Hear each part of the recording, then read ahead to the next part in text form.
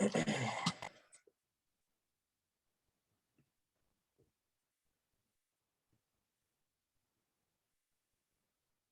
everyone. Welcome.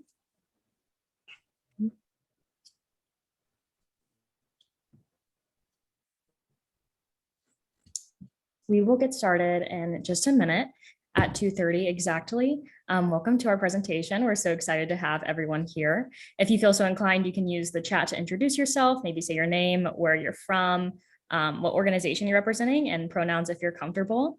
And we can introduce some folks in the chat and get started in just about a minute.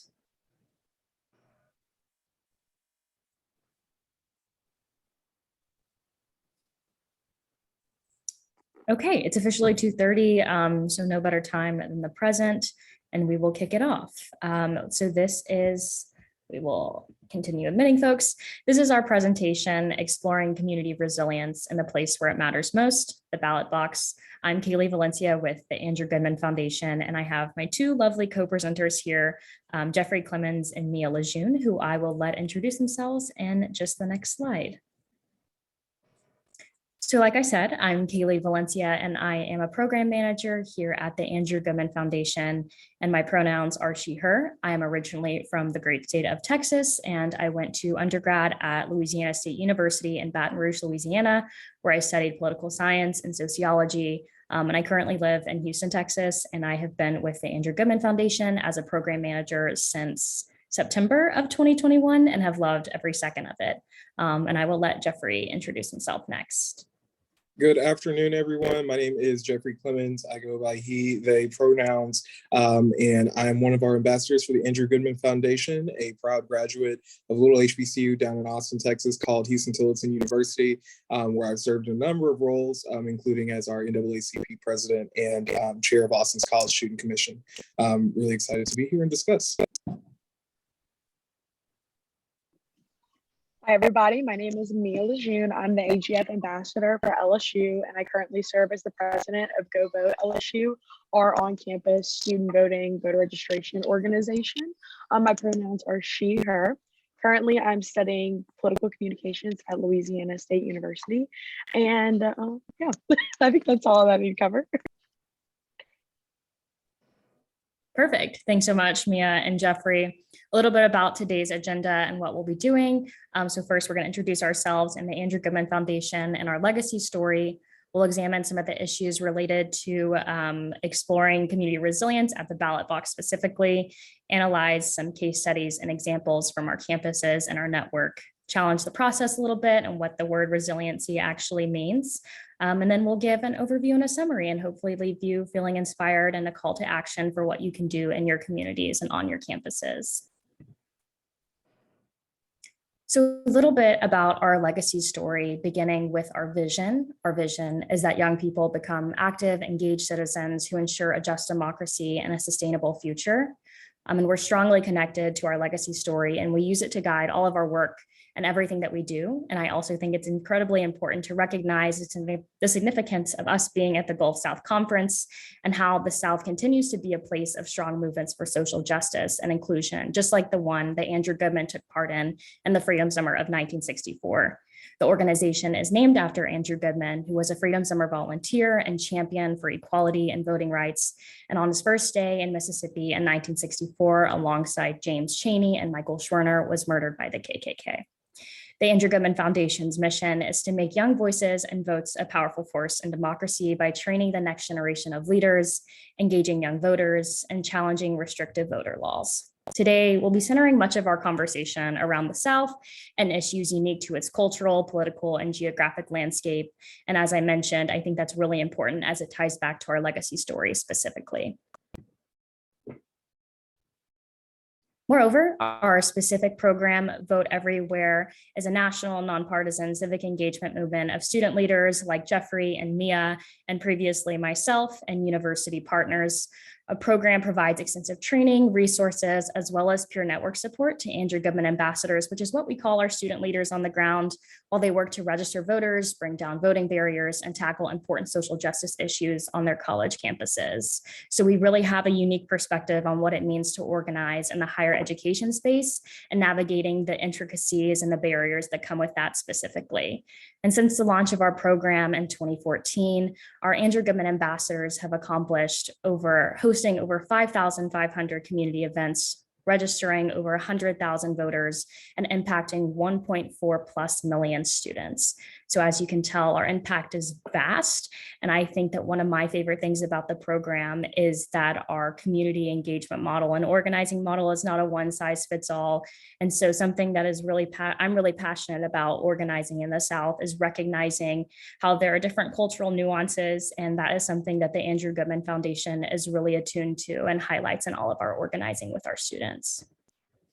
So I'll kick it over to Mia.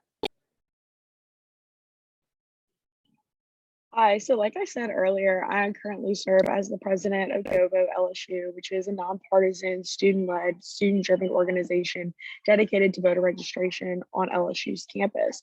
And I know as an organizer, member retention is super important, and we always get frustrated towards the end of the years looking for presidents and new members and things. And we're always like, why are there are no members at the end of the spring semester? And it's because a lot of our members who come in wanting to talk about voter registration and civic engagement end up finding that it is a gateway to a world of different policies, different social justice issues that are occurring in the world that they're passionate about. And I think that that's why voting and civic engagement is so important to me, because it truly is the cornerstone of all change and is really an incredible pathway to becoming a change maker. One thing that I've learned that really stuck with me and really speaks to the importance of voting is that in the state of Louisiana, where I'm from and where our host university is LSU, is that in 1 year, we elect more white members to Congress than we elect Black members in an entire lifetime. The state of Louisiana has only had 5 elected Black officials to the Congress, and only 4 of them have actually served. And surprisingly, it really shows how history is among us, in that 3 of those 4 congressmen who served, congressmen of color, are still alive today and are still very active in their political fields. And so it shows that, having a community, a resilient community that's addressing issues, that's addressing problems that are impacting constituents and community members requires action at the polls, so we can have more representative officials. And in order to do that, we have to promote and support an unfettered access to the ballot box, because that's where you're going to see the most change and progress within your community. And that goes for racial injustice, environmental injustice, economic injustice, gender and sexuality injustice. So much really stems from who we are electing into these offices and how we're having our voices heard.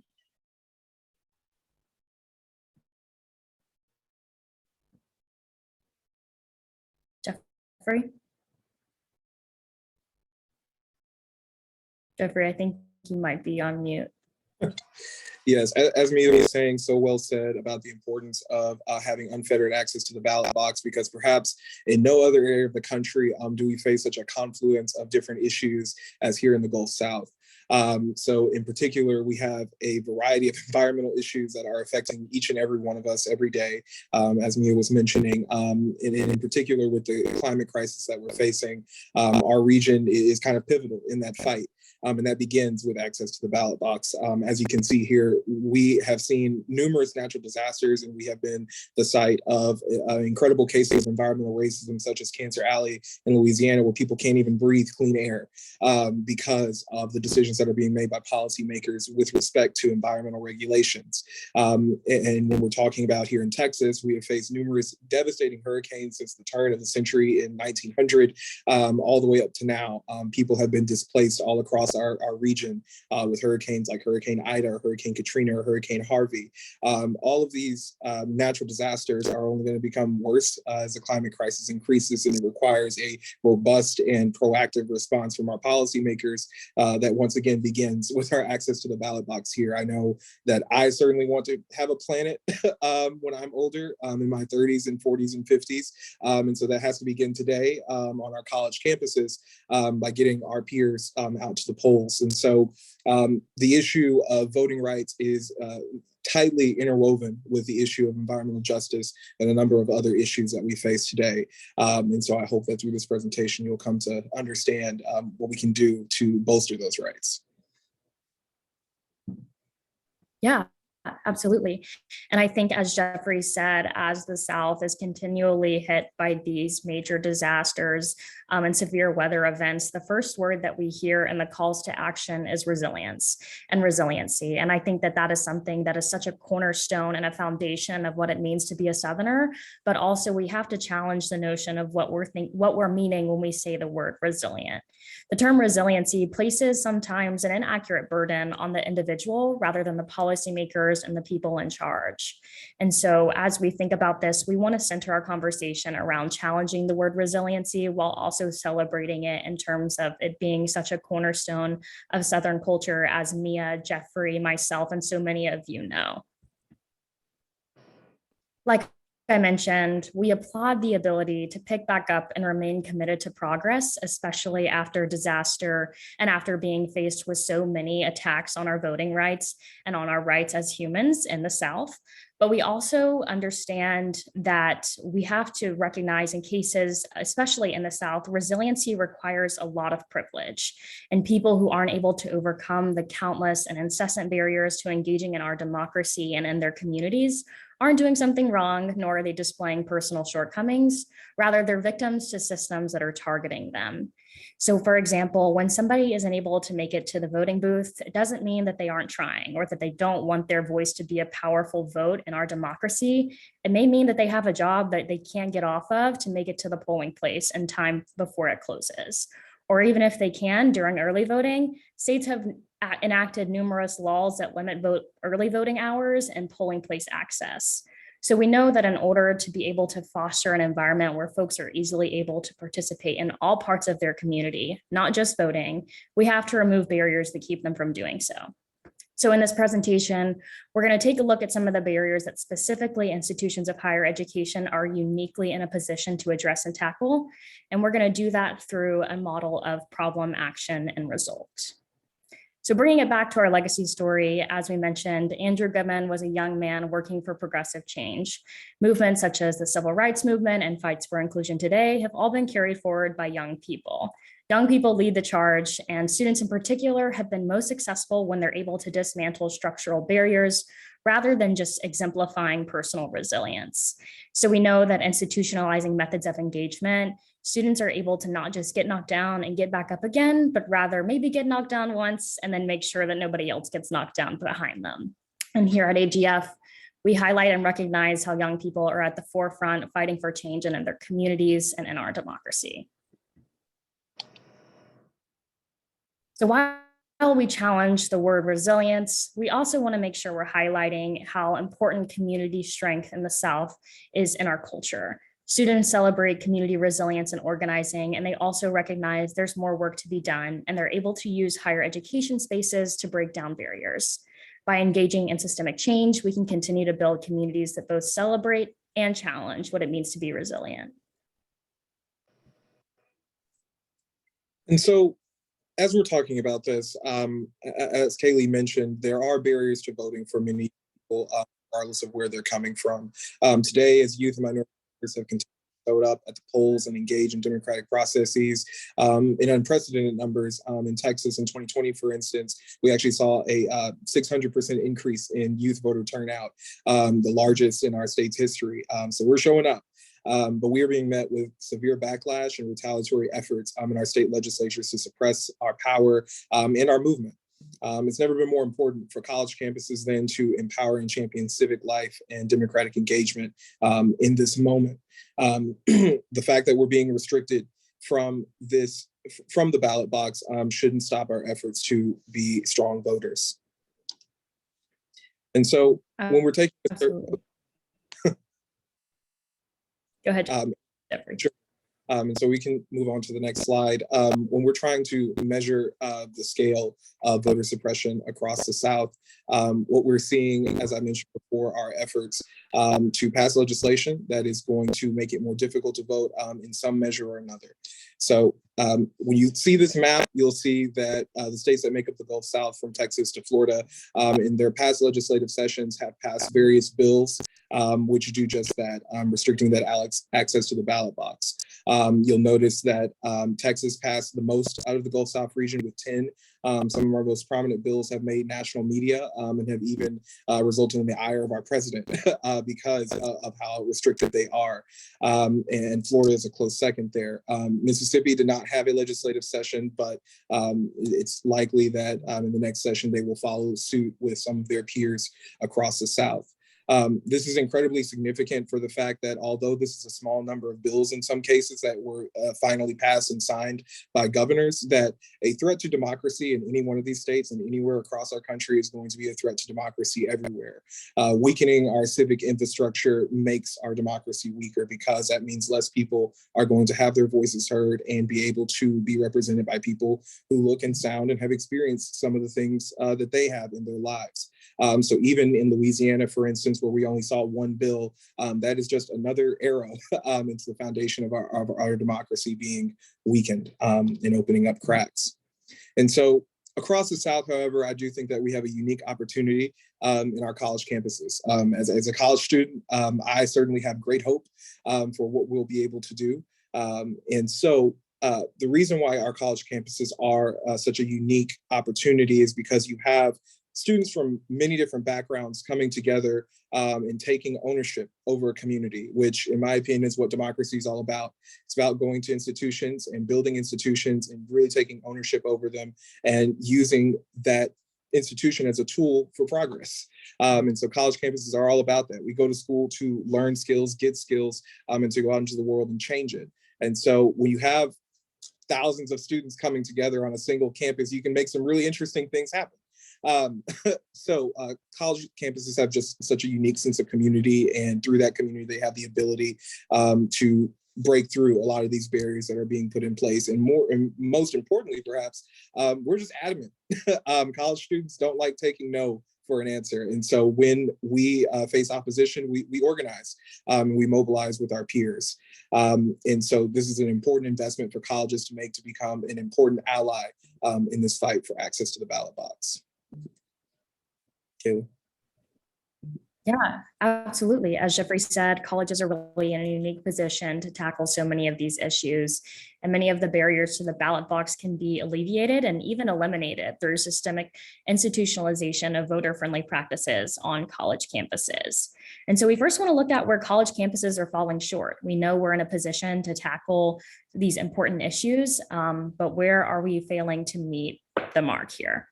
College campuses pride themselves on being an equalizer when it comes to social mobility and building leaders for tomorrow in the social justice movement and inclusivity. But sometimes college campuses just fall short when it comes to implementing the practices that are actually going to empower their students with the knowledge, connections, tools, and resources necessary for making change. I think this is exemplified perfectly in the Higher Education Act of 1965, which includes a mandate that requires institutions of higher education to engage in certain voter registration activities and voter education and institutionalization. But however, there is no one holding institutions accountable for this, and there is no reinforcement of it or any kind of reprimand whenever it doesn't happen. As an example, the Southeastern Conference, which Louisiana State University is a proud member of, mandated that campuses put out campus action plans for social and racial justice and voter registration and civic engagement, but nobody's actually following up to see these campus action plans come to life. And so we have these lofty ideas, but when it comes to putting them into practice and seeing how they can really make some impactful change on our college campus communities, that's where we're falling short, and that's what we want to talk about today. So we've highlighted about 4 issues that we have examples for when it comes to institutions of higher education, and that begins with voter education. We know that when students come to a college campus for the first time, especially if they're first generation or any number of other setbacks that they may be facing, it's hard, it's novel, and there's a lot to learn. And the journey of having your voice heard in our democracy and becoming civically engaged requires empowerment and access to knowledge, especially for first-time voters. It can be a tricky and complex process. And when students are left without that institutional support and opportunities to become educated and get engaged, they're more likely to sit out on elections and other means of being active citizens in their communities. And we want young people involved in our democracy and in their communities. A college campus shouldn't just be their home for 4 years, and we shouldn't just be invested in the bubble that is the campus. We should be investing in the community outside as well. The second one that we've identified is voter ID laws. Voters that don't have access to forms of identification states except for voting are disproportionately low income, racial and ethnic minorities, the elderly, and people with disabilities. And colleges that don't allow, or states that don't allow student IDs to be used as a form of voter identification are in a unique position to be able to leverage their power to allow that student identification be used at the polls so that students can vote using that card. The third one is polling place access. And we know that having access to a convenient polling place plays a large role in driving student voter engagement. And when polling places are far away, transportation and ADA compliance become barriers to the ballot box. Finally, we have campus gerrymandering, and we know that gerrymandering dilutes the impact of student voters on large campuses, especially and specifically at HBCUs. So we've introduced each of these issues and presented you with the idea that individual resilience alone is not enough to make our democracy more equitable and inclusive. But the good news is that there are solutions, and campuses and student-led efforts from our network specifically have proven that barriers to the ballot box can and will be eliminated by young people. So we'll spend the rest of our time highlighting and examining examples and case studies from our campus teams that have done the work on the ground. And like I mentioned earlier, we'll do this by analyzing the problem, action, and result in order to get a robust look at what community resilience and excellent organizing by young people looks like on college campuses. So I'm happy to begin talking about the first step in that journey, as Kaylee mentioned, which is voter education. Voter education is the first defense of our democracy, so to speak. That's everything from knowing who the candidates are on the ballot to the issues that are actually on the ballot behind those candidates. And so by engaging students early, institutions of higher education are going to be able to foster environments where students are empowered to become lifelong voters and active members in their communities and in our democracy as a whole. Too often, many students choose only to get involved for those 4 years and they never vote again if during those 4 years in the first place. But let's see an example of how we can change that. So at Alabama A&M, Andrew Goodman ambassadors were concerned about the high level of errors that they were seeing occur in students' voter registration forms. As a result, many of their peers were being turned away at the polls, especially after being guided by external groups who had come onto campus despite their best efforts to be civically engaged. So this is a direct affront on people's right to vote, their ability to get out to the ballot box and cast that ballot as much as they may have wanted to by taking that first act of registering themselves, they inevitably were not able to. So the action that the Andrew Goodman ambassadors took was to try and institutionalize voter registration, requiring it as a first-year course to educate, ensure accuracy, and reach all new student voters. Additionally, to ensure that students will be properly registered, the team had to first make certain that all members were educated on navigating the voting application process from the very beginning. Ambassadors, therefore, worked with the Board of Registrars and Alabama A&M University's Andrew Goodman campus champions to implement a voter registration training process for all new team members and potential volunteers.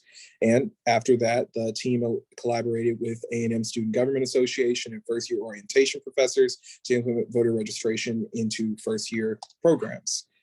And the result of those very great efforts from Alabama A&M were that they were able to register 1,250 voters on campus, 78% of their first year class, which is not a statistic that you see with many universities. Oftentimes students, when they're coming from all over the state or sometimes the country, and in my case, Houston-Tillotson, the world, as it is also for other universities, you're not going to see 78%. Because it's just not institutionalized in this way. And that was just in time for the 2018 midterm election. The team team also worked with their campus community to create a coalition dedicated to ensuring that voter registration institutionalization would continue to exist at Alabama A&M University. And so we're able to see from that problem and the action that they took and the result, how important it is to take those first steps and to really be committed to the process. Oftentimes people will be reticent to want to get involved in that process. There's never been a program like it before. How could we possibly do it? But with the tenacity and the creativity of students and letting them lead that conversation, we were able to have this incredible result. And I think that it is something that they can continue to be proud of to this day, because we're seeing that effort work. And so now I'd like to turn it over to colleague Mia. Thanks, Jeffrey. So now I'm going to talk about an issue that I have a lot of connection with because we really worked hard through this at LSU is voter ID laws and changing them so that they're more accessible to students. Louisiana has a rule where if you are enrolled at a university, you can use your dorm address or your student apartment address as your official address whenever you go to the polls. So whenever you're registering to vote, you can say that you're an official resident of Baton Rouge of Louisiana State University because you live in a residence hall or apartment. While this is like a really great policy that really expanded access to the ballot box, they didn't really think through the logistics of it, and that in order to, you not only need an address to be able to register to vote, but you also need whenever you go to the polls, you need to be able to show a valid form of state issued identification. And this is something that Louisiana specifically is not lenient on at all. Very strict about making sure that the card identifies the person by the correct name and birth date, has the proper picture, and it must include a digital signature on the card. So students who register to vote at their residence halls and apartments go to the polls and realize that their IDs might not be eligible, then they would have to go through the process of getting a notarized ballot. And this really opened the door to members of Go Vote realizing there's a much larger problem at play. Over 21 million Americans do not have government issued photo identification, which is so critical to vote in lots of Gulf South states, including Louisiana. That's 11% of US citizens and 1 in 10 Americans who don't have access to a government issued ID. So in 2016, LSU's AGF ambassadors and Go Vote members recognized that in order to register more students, they needed to find a solution to this issue so that they can not only increase registration, but increase participation at the polls. So they came up with the idea to make our Tiger card, which is our student ID, an officially licensed election document. This means that basically our IDs met all the requirements already. It had, sorry, I'm getting a phone call on the Zoom. It had all of the requirements like the picture and the name. But one thing that it was missing was that digital signature. So for months and months, members of Go Vote and the AGF ambassadors worked with legislators and especially the Metro Council to pass House Bill 940, which required that student identifications had those extra requirements, including that student signature, so that it could be eligible to use at the polls. This affected over 100,000 college students in the state because it not only applied to LSU, but it applied to all the public institutions and public systems. Over 27,000 students at private colleges and universities, though, were left out of this, but not to worry, because in 2020, AGF ambassadors at Xavier and Dillard University piloted a path for these private universities to be able to access the polls using the same techniques. And Louisiana House Bill 48 is going to go into effect in 2023. And that means that every student in the state of Louisiana is going to be able to use their university identification as an identification document at the polls. And so that's just one small step that logistically lawmakers overlooked, but having boots on the ground student organizers to recognize these problems, we're able to overcome. Yeah, thank you so much, Mia. The third one that we've identified as being an issue that college campuses are in a unique position to tackle is polling place access. So as we mentioned before, access to a convenient and centralized polling location is crucial to supporting the student vote. And for many campuses across the country, dare I say the majority of them, students must travel to have access to their voting location, which presents yet another barrier to having their voices heard in our democracy. We know that a lot of times students may not have transportation, and that especially in the South, public transportation is not always the most reliable or affordable or effective. And studies show that even a short distance can make a significant difference in voter turnout. The likelihood of a voter turning out to an election decreases if the voter does not have a car and or if the distance to the polling place increases.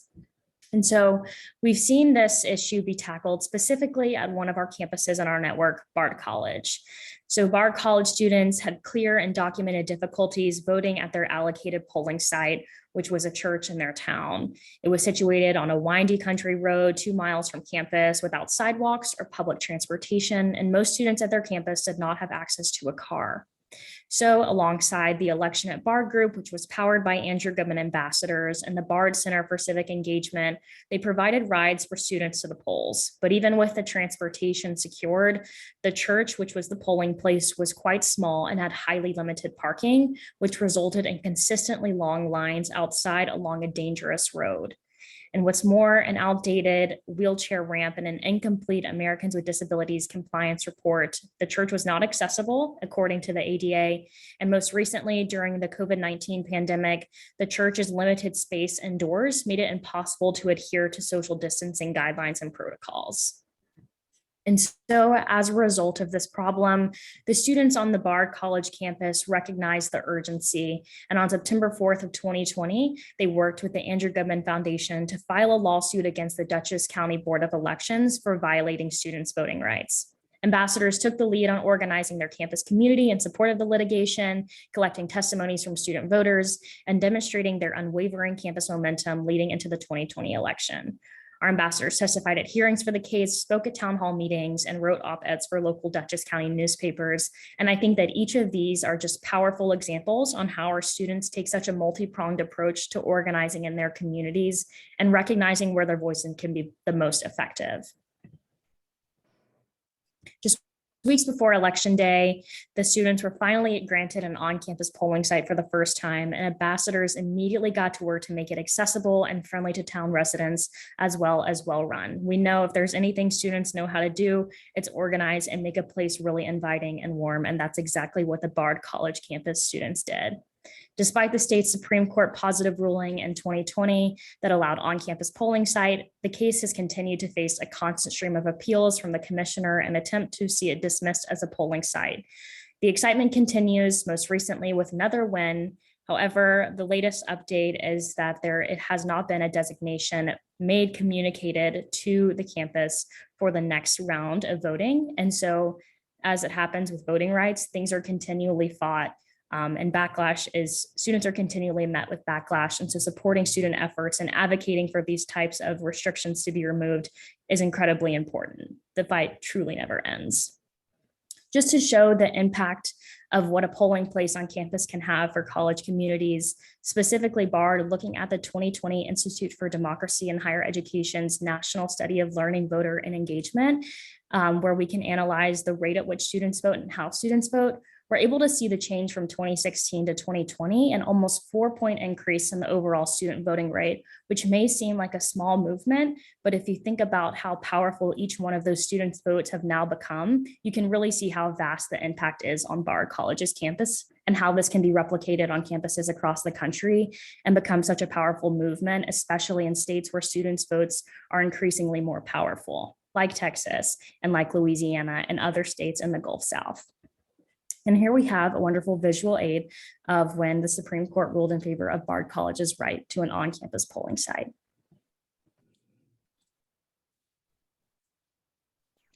Before we go on to discussing campus gerrymandering, I wanted to add just some personal insight to getting access and gaining access to an on-campus polling location, as LSU had a similar issue a couple of years back heading into the gubernatorial election. There are two LSUs separated by a main road called Highland Road. And the voting precincts separated on that line, Highland Road. So half of the students were allowed to vote on an on-campus location at the university-sponsored high school, which is on campus. And the other students were asked to travel to an adjacent polling site about 1.5 miles down the road. And there's no accessible public transportation to that polling site, and it was through an area that most students don't frequent, and most people were uncomfortable walking there or accessing that polling location. So LSU students reached out to Metro Council and different organizations responsible for drawing these precincts, and were basically met with the response that students don't vote, so why is it important? And so they went back to the drawing board and were like, okay, how can we get this, an accessible polling place to students? They were like, well, why don't we provide public transportation? But if you know anything about Louisiana elections, they take place on Saturdays. And what else takes place on Saturdays at LSU and Baton Rouge? Football games.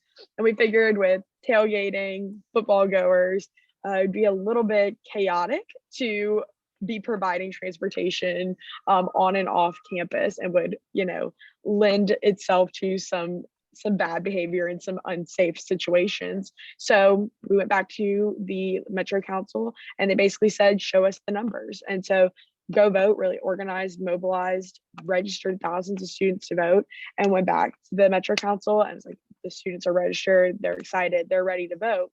And kind of were able to successfully, relatively easily, I mean, compared to what a lot of other universities have to go through, working with, Supreme Courts and different things. The Metro Council was like, you showed us the numbers, so, here's your polling place. And so, they basically said that we would be able to have one after 2020 because they had to conduct a census. But it was fairly easy. We worked with map making organization that basically allowed us to not only get our students closer to a polling place, we get some other constituents in the area who had kind of been also a little bit gerrymandered in their precinct polls back to a more appropriate polling place. And so it just shows that, student organizing is important, asking the tough questions is important, but also remaining consistent with your request can be really valuable and inspiring in this fight, in this organization sphere. That being said, kind of leads into our discussion on campus gerrymandering. Like we see with polling precincts, it's the same for who it represents us. Student communities are very much at risk for being targeted by unfair, anti-democratic gerrymandering schemes, especially campuses, and Jeffrey will definitely elaborate on this, such as HBCUs, which serve marginalized communities. You'll often find that college campuses like LSU are split, are bounded to different districts to serve the representatives' needs, making it more difficult for students to cast their ballots and feel like their voices are accurately being heard. Yes, and I would simply add to that discussion that in this way, I think college campuses are viewed in some respects by some legislatures in the same way that prisons are viewed, because prisons are oftentimes thrust into districts, and those people end up being constituents without having any say about their representatives and how they're treated as a result. But they are thrown in because they add the numbers to the district that are often needed. Gerrymander, every district has to have a certain number of constituents in it when you divide it up across the state. And so they will split up college campuses or throw a college campus in there, or throw a prison in there to be able to make it up and balance things out. But more importantly, with respect to gerrymandering, it diminishes the representation that people have who are on the margins of those districts. So as we can see here, there are many districts where you have a small bit of some representative coming in and representing that small part of campus, while the rest of the community doesn't get the representation that they need. And when you're living on that line at the margins, you're probably not being heard when you have some of the most problems in many cases. In states like Texas, you have so many students who may be undocumented people. And so they have all kinds of issues that they need to work out. And if they can't trust going to their congressperson because they've just happened to be drawn into this one district while all the rest of their peers get to enjoy the services of their congresspeople or their representatives at any level. Creates a huge gap in our democracy. Got to be with stronger voting protections and voting for those people, but that way they can inevitably get the representation that they are deserving of. And so I would let Mia speak to some of the other aspects here if there's anything else to say. So as I mentioned earlier, Louisiana just came out of its redistricting session, which is a process that takes place every 10 years where legislators are tasked with redrawing the maps and choosing which constituents they represent. There's a lot of factors. My program manager, Caroline, can tell you that this process that we've been going through is incredibly complicated and very tactical, because you have people who are strictly looking at the numbers, strictly looking at the percentages. You have some people who are considering marginalized communities. You have other legislators who are looking out for incumbency, looking out for their buddies on the floor. And so this process can get very convoluted and not really stay true to the actual constituents that are in the area. And so, like Jeffrey was saying, colleges are kind of a space where they feel like they can have a little bit of leeway, a little bit of movement, because they, like they said, college students don't vote, they're not participating, so they'll hardly even notice if we cut their university in half. And so this is something that LSU has been dealing with for years. And if it's kind of an anecdote, our Senate, like I was mentioning, we have that one road, and our Senate lines follows that same pattern where half of the community is represented by one senator and the other half of the community is represented by another one. And we, express these concerns to the legislators who are responsible for the maps. We said, students need consistency. They need to know who they're representing. They need, one voice who's representing all of them because they have the same needs. And it's not fair to lump students in with, on one side, an upper middle class neighborhood, on the other side, a lower economic area. They have different concerns than students. They have different concerns than each other. So it's not fair. Well, they basically gave us the explanation. One of us wants Tiger Stadium, which is our football field, and the other one really wants your sorority houses. And so in their districts. And that was basically the explanation that we got, that landmarks and picture taking opportunities in their district on LSU's campus was more important and valuable than what actually benefits students and student voters. And so that's something that we're still dealing with and working through as college organizers. But I think that, like we saw at Bard and what we see at LSU with the polling places, is that there are some people who are actually willing to work through that with you. And I think that the answer to where we're going to find that success is in local government and local organizing spaces, because these are the people that know the challenges, they know these legislators, and they know historically what has been the case.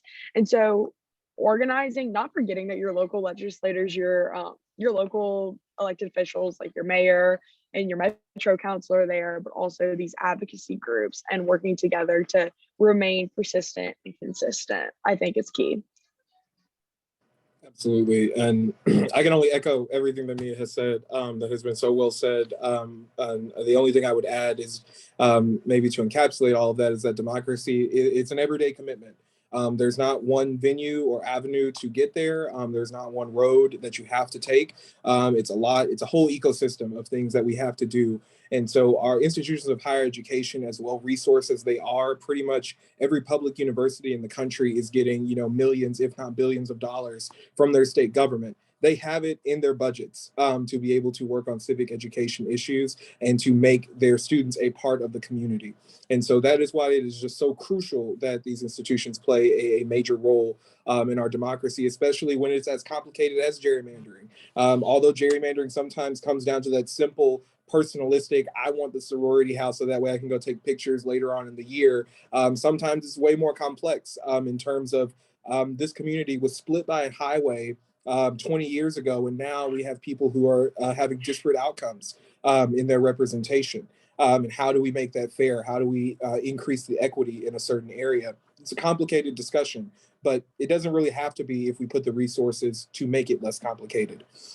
It begins by empowering students to have that voice on their campuses through robust institutional support. Let young people lead on our campuses. We know what our issues are and our interests are. We are members of the community.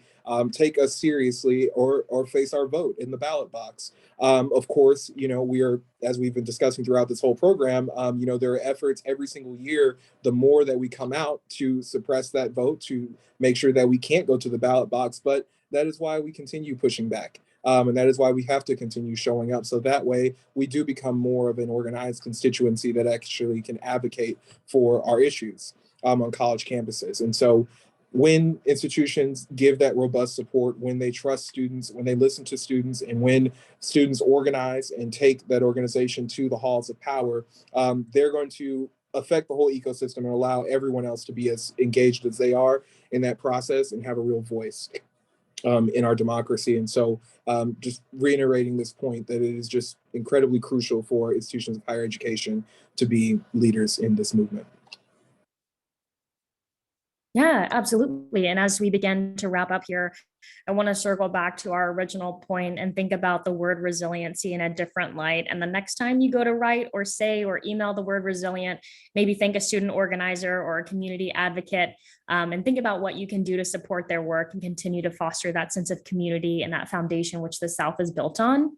And so we want to leave you with the question of, what are you going to do to foster some resilience in your community? If you're an administrator, are you going to make Election Day a holiday or work to secure an on-campus polling site for your students?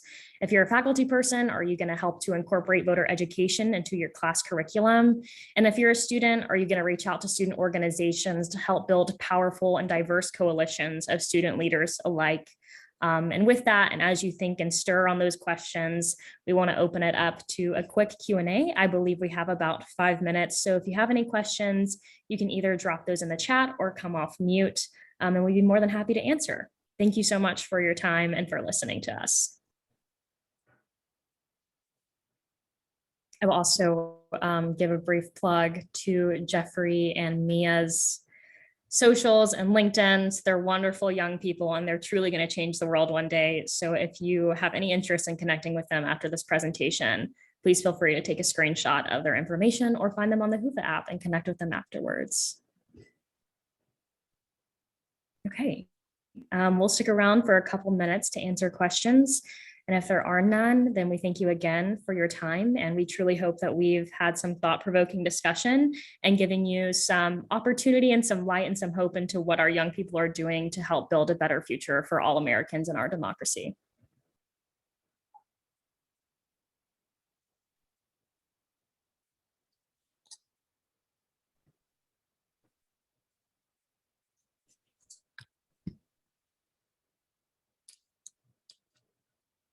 I'm going to stop sharing so I can monitor the chat.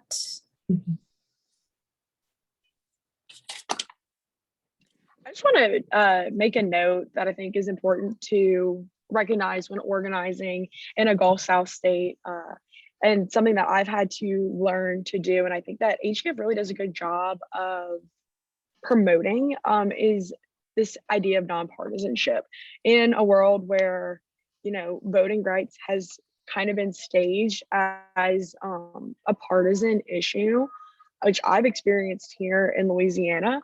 I think that's important to maintain true to that value and stay true to the mission of prioritizing voting and access to the ballot, and not get bogged down in the conversations of left and right, because a lot of times the legislators, the elected officials, the people that you're working with in these spaces are going to be a different party than you. They are going to have a different view and a different perspective, but you still need their help and you still need that perspective to get a job done.